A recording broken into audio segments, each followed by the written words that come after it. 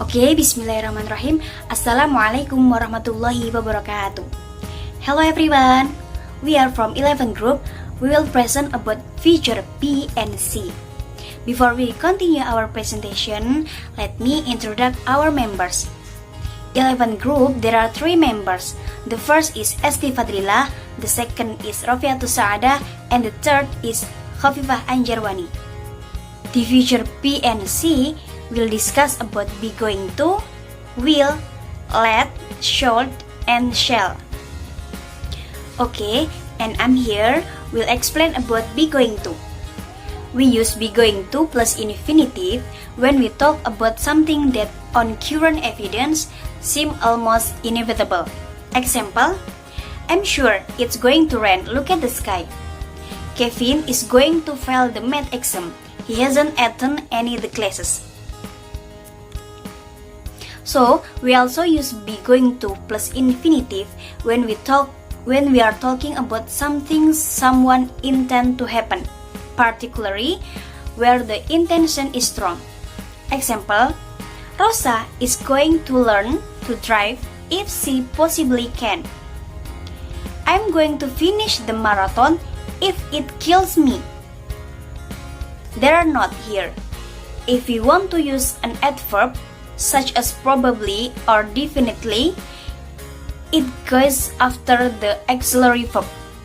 Example, she is probably going to be late. The advanced students are definitely going to pass the exam. Okay, next we'll explain by Khofifah. Hello everybody, let me introduce myself to you. My name is Khofifah Anjarwani. In this session, I'm going to explain about tenses that express about future. Yeah, simple future tenses. But especially about the auxiliary will.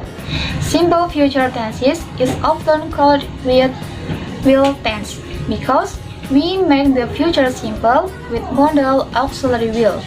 Will is modal, and modal always followed by base verb, and base verb has no s or ed or eng nd. The verb form is the same for all subject. How do we use the future simple tenses? We can use the future simple tense when there is no plan or decision to do something before we speak. So, we make the decision at the time of speaking. For the example, we will watch television tonight. It means that we had a firm plan before speaking. Number 1, we can use will plus infinitive as a statement of future fact, or to say what we think happened. For the example, it will be summer soon. She will probably pass the exam. But remember, when we want to use an adverb such as probably, it goes after the auxiliary verb. Number 2, we can use will plus infinitive when there is some form of condition. For the example, I will buy a new dress if he invites me to the theater. We will get on the bus when it comes.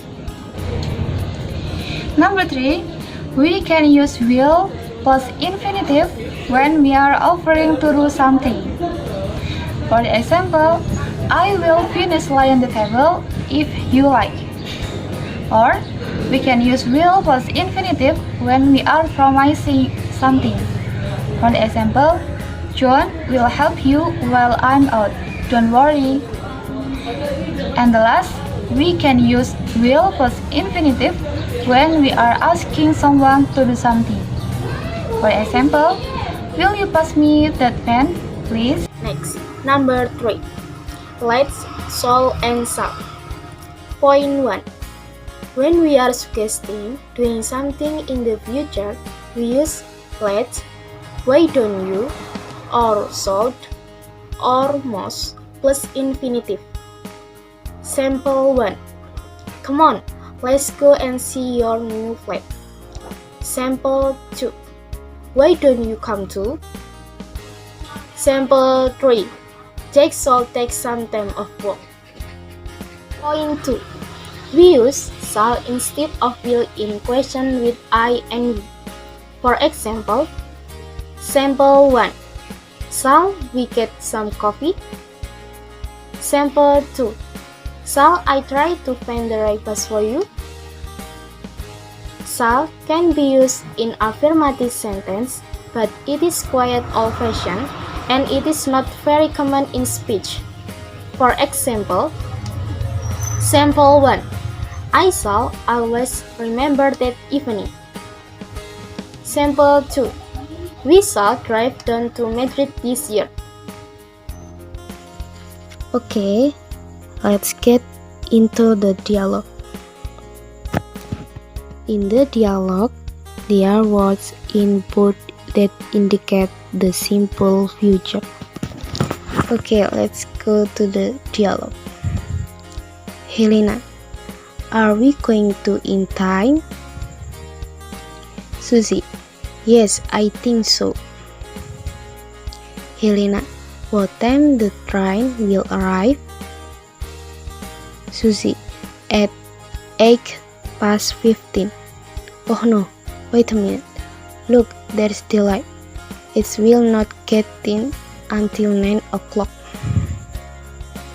Helena, what shall we do until then? Susie, I don't know. Helena, well, I'm going to get a coffee. Do you want one? Susie, no, but I will come to the cafeteria with you. Helena, what will you say to him when you see him? Susie, I don't really know. I mean, I cannot think of anything to say. Helena, don't worry, I'm doing the talking. Susie, okay, I'm just going to stand and listen. Helena, I don't believe that for a moment. Susie, well, I should not shout at him or anything, just because he said he'd catch an earlier train. I mean, he's nearly 17. Helena, what shall he do when he leaves school? Susie, I don't know. I wish I knew.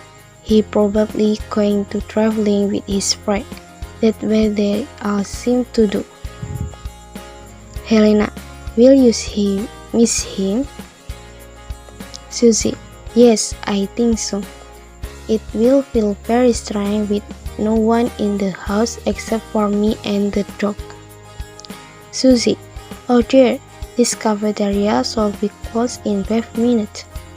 Helena, then we will wait on the platform. Stop worrying.